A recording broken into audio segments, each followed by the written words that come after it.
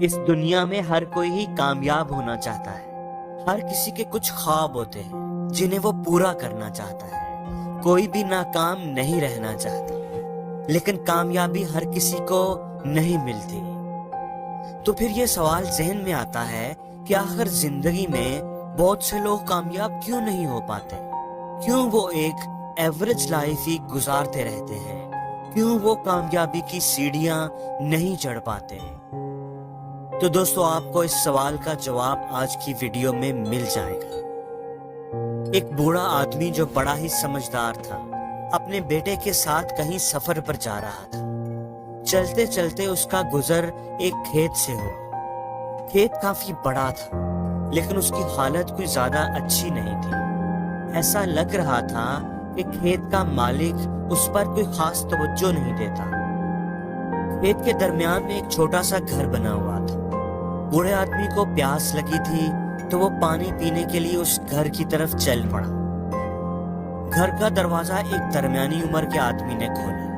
اس کے ساتھ ہی 2-3 بچے بھی باہر نکل آئے۔ بچوں نے انتہائی پرانے کپڑے پہنے ہوئے تھے۔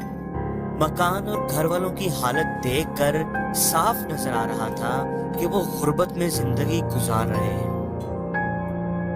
پانی پینے کے دوران بوڑھے آدمی نے پوچھا کہ میں دیکھ رہا ہوں کہ آپ کا کھیت بہت بڑا ہے، لیکن اس میں آپ نے کوئی فصل نہیں اگائی، تو پھر آپ لوگ گزارا کیسے کرتے ہیں؟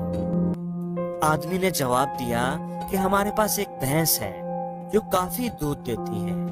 کچھ دودھ بیچ کر ہم کچھ پیسے کما لیتے ہیں اور کچھ دودھ ہم خود استعمال کر لیتے ہیں۔ بس اسی طرح ہمارا گزارا چل رہا ہے۔ بوڑھا آدمی یہ سن کر خاموش ہو گیا۔ شام ہونے کو آئی تھی تو بوڑھے آدمی نے رات وہیں گزارنے کا فیصلہ کیا۔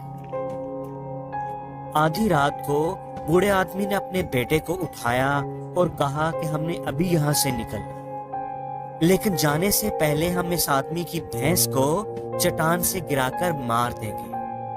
بیٹا یہ بات سن کر پریشان ہو گیا۔ اس آدمی نے تو ہماری مدد کی ہے اور ہم اس کی بھینس کو مار دیں، اس سے سمجھ نہیں آ رہی تھی، لیکن باپ کے سامنے وہ بول بھی نہیں سکتے تھے۔ وہ دونوں چپکے سے اٹھے، بھینس کو چٹان سے گرایا اور راتوں رات وہاں سے غائب ہو گئے۔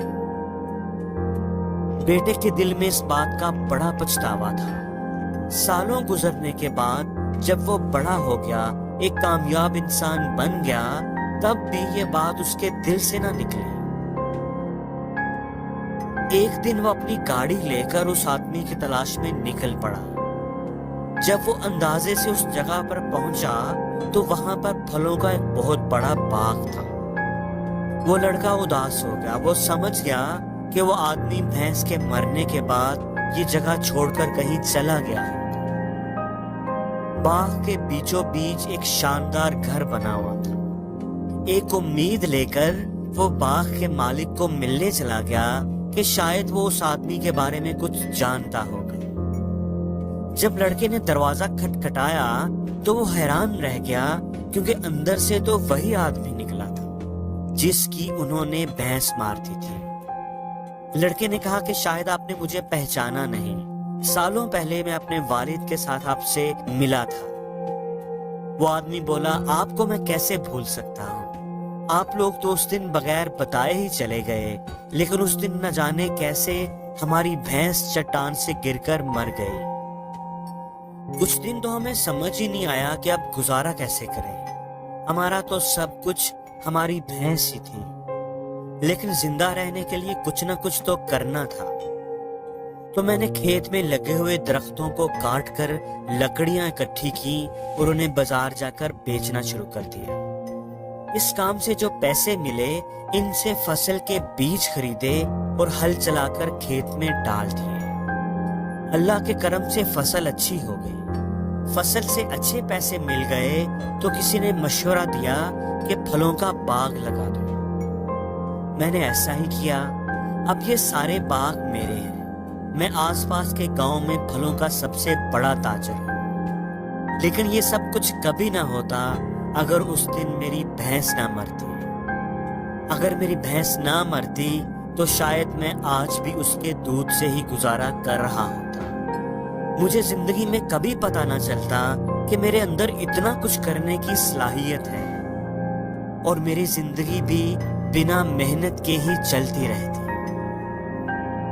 تو دوستو، کیا آپ کی زندگی میں بھی کوئی بحث تو نہیں جو آپ کو آگے بڑھنے سے، کچھ کرنے سے روک رہی ہے، جو آپ کا کمفرٹ زون بن گئی ہے، جو آپ کی اور آپ کی کامیابی کی راہ میں رکاوٹ ہے؟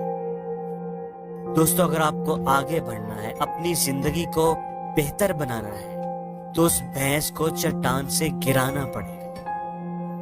ہمیشہ یہ بات یاد رکھنا کہ آپ کا فیوچر آپ کے پریزنٹ پر ڈیپینڈ کرتا ہے۔ اگر آپ آج آسانیاں ڈھونڈیں گے، بھینس کا دودھ ہی پیتے رہیں گے، چلو یار گزارا چل تو رہا ہے، زندگی چل تو رہی ہے، کٹ تو رہی ہے، تو آپ کبھی بھی پھلوں کا باغ نہیں لگا پائیں گے۔ پھلوں کا باغ لگانے کے لیے آپ کو بھینس کو چٹان سے گرانا ہی پڑے گا۔